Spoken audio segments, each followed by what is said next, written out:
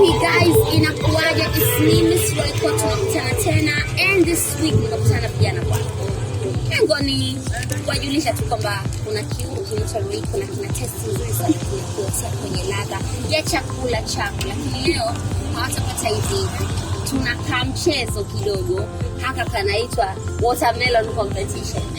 Competition ya matikiti.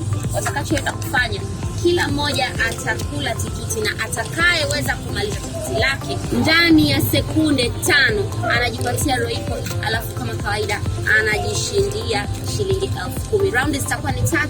Round ya kwanza ndio hii hapa. Okay, tunaweka stopwatch. Sawa. 1, ngoja kwanza wasije waka 1, 2, 3.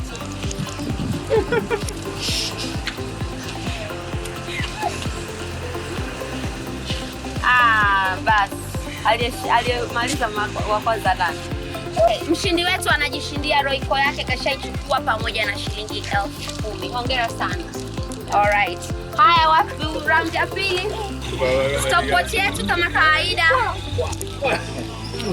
Stopwatch yetu kama kawaida, zawadi ni Royco pamoja na shilingi 10,000. 1, 2, 3. Stop. Alimaliza mshindi huyu hapa. Naomba chukua Royco yako moja hapo nyuma. Tunaenda kumaliza round yetu ya mwisho kabisa.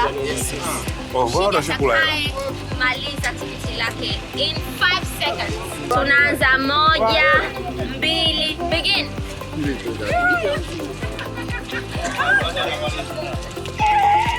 Msichana ameshinda, msichana! Kashinda.